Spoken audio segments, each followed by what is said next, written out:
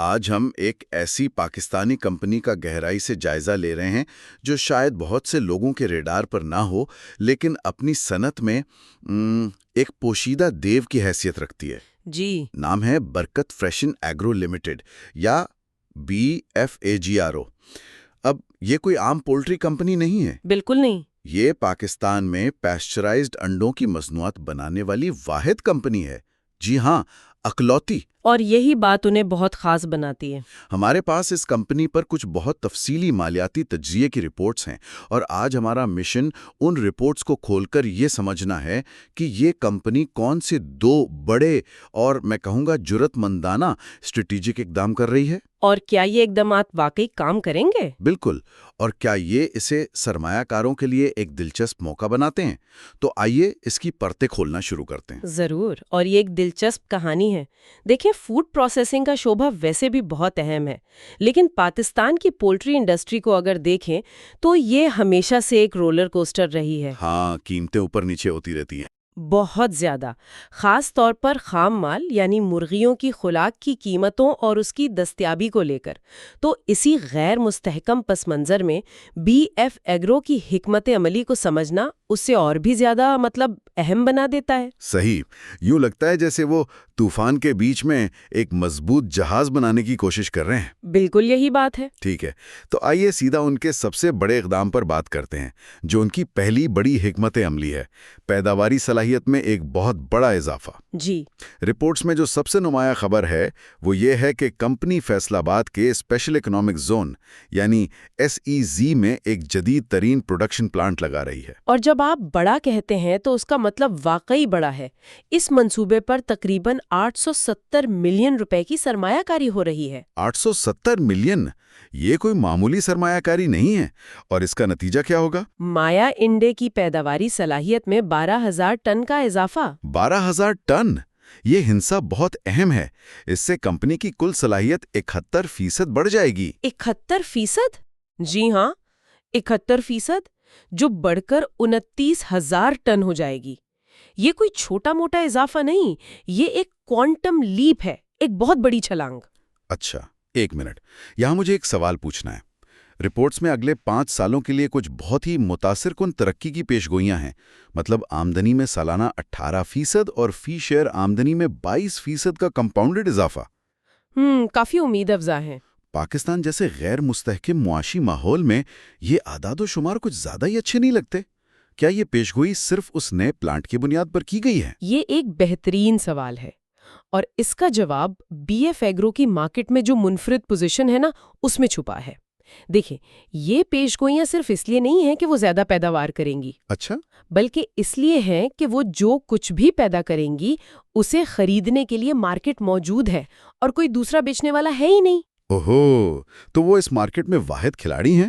بالکل، وہ صرف پیداوار نہیں بڑھا رہے، وہ ایک ایسی مارکیٹ پر اپنی گرفت مضبوط کر رہے ہیں جس پر پہلے ہی ان کا مکمل غلبہ ہے۔ اس شعبے میں داخل ہونے کے لیے بہت زیادہ سرمایے اور تکنیکی مہارت کی ضرورت ہوتی ہے، جو کسی بھی نئے حریف کے لیے ایک بہت بڑی دیوار ہے۔ تو یہ ترقی کی شرح جارحانہ تو ہے، لیکن ان کے کاروباری ماڈل کو دیکھتے ہوئے قابل حصول لگتی ہے۔ جی بالکل۔ اچھا، تو ایک رپورٹ کے مطابق اس مارکیٹ کا 92% سے زیادہ حصہ ابھی تک غیر استعمال شدہ ہے۔ یہ تو ناقابل یقین ہے نا؟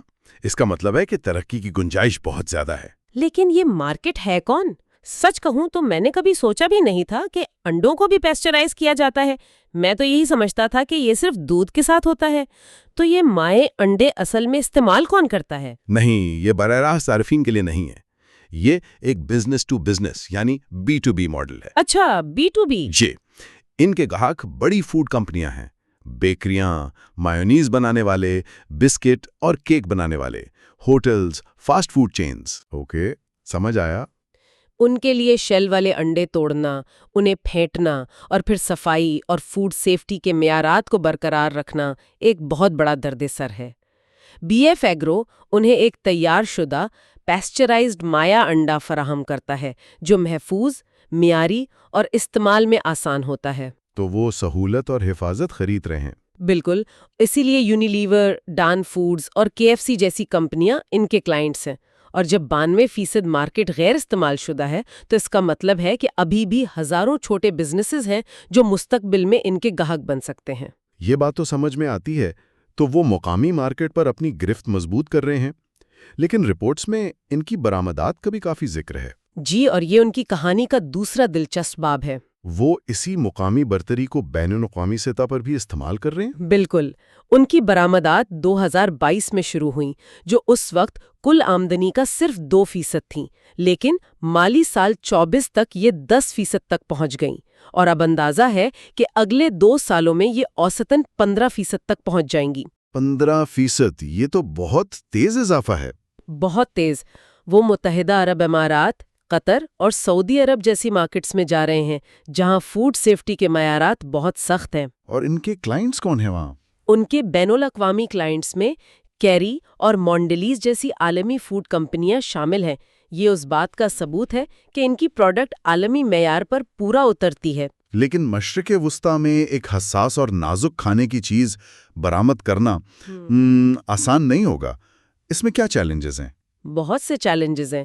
سب سے پہلے تو کوالٹی کنٹرول اور سرٹیفیکیشنز، پھر لاجسٹکس کا مسئلہ ہے۔ آپ کو ایک ایسی پروڈکٹ بھیجنی ہے جسے مسلسل ٹھنڈا رکھنے کی ضرورت ہوتی ہے۔ Cold chain supply. جی، ایک مضبوط کولڈ چین۔ متحدہ عرب امارات میں ایک ذیلی ادارہ قائم کرنے کا ان کا منصوبہ اسی چیلنج سے نمٹنے کی ایک کڑی ہے، تاکہ وہ وہاں سے پورے خطے میں اپنی تقسیم کو بہتر طریقے سے منظم کر سکیں۔ ٹھیک ہے، یہ سب کچھ بہت شاندار لگتا ہے۔ مطلب پیداوار بڑھ رہی ہے، غیر استعمال شدہ مقامی مارکیٹ ہے، برآمدات میں اضافہ ہو رہا ہے، مارکیٹ پر مکمل قبضہ۔ لیکن رپورٹس میں ایک سرخ جھنڈا بھی ہے، ایک خطرہ جو اس پوری ترقی کی بنیاد ہلا سکتا ہے، اور اس کا تعلق مرغی کی پلیٹ میں موجود خوراک سے ہے۔ آپ نے بالکل صحیح جگہ پر انگلی رکھی ہے۔ یہ اس کہانی کا ولن ہے، وہ کمزوری جو ان کے پورے منصوبے کو خطرے میں ڈال سکتی ہے۔ اور وہ کیا ہے؟ پاکستان کی پوری پولٹری انڈسٹری درآمد شدہ خام مال، خاص طور پر سویا بین پر بہت زیادہ انحصار کرتی ہے، جو مرغیوں کی خوراک کا ایک اہم جز ہے۔ وہ سویا بین کا بحران جو پچھلے سال ہوا تھا؟ بالکل وہی۔ جب حکومت نے سویا بین کی درآمد پر پابندیاں لگائیں تو پوری صنعت میں ایک بحران پیدا ہو گیا۔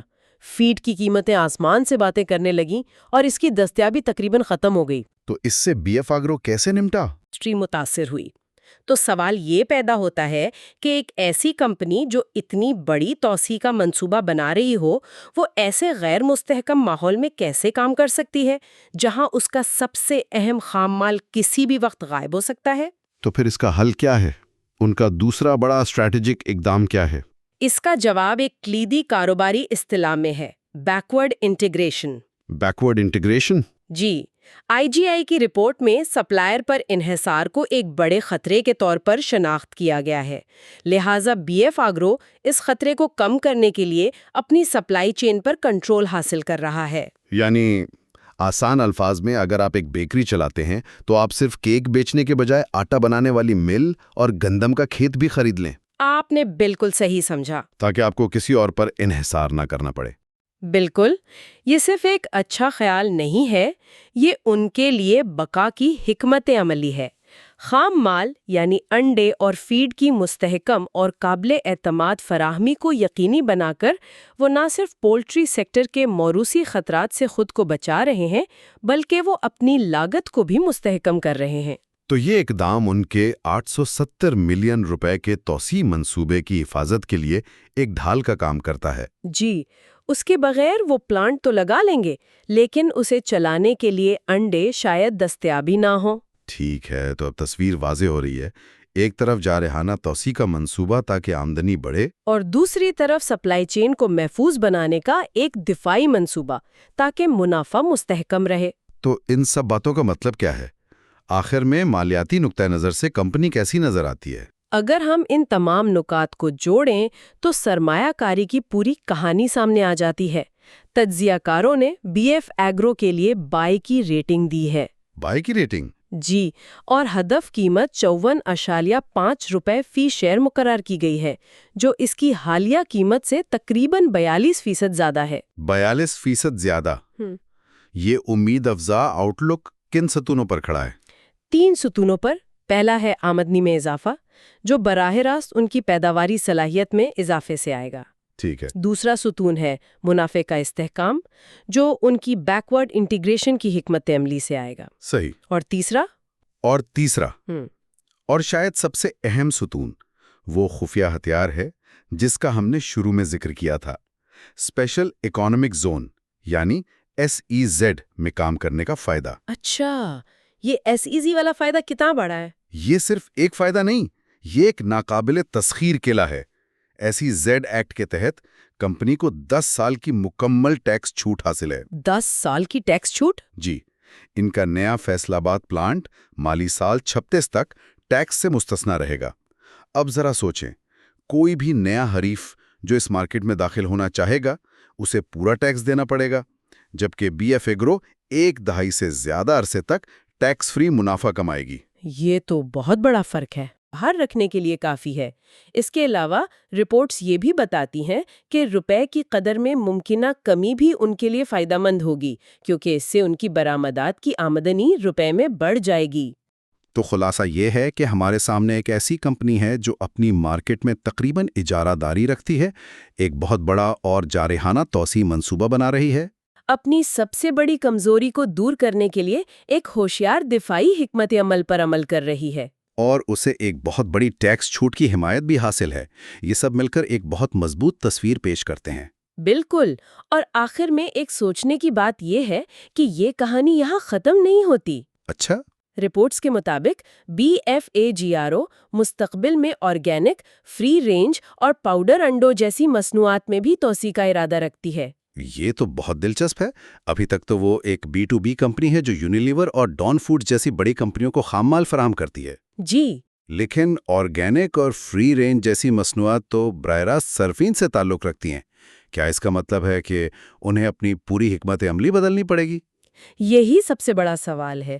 کیا وہ اپنا ایک کنزیومر برانڈ بنائیں گے؟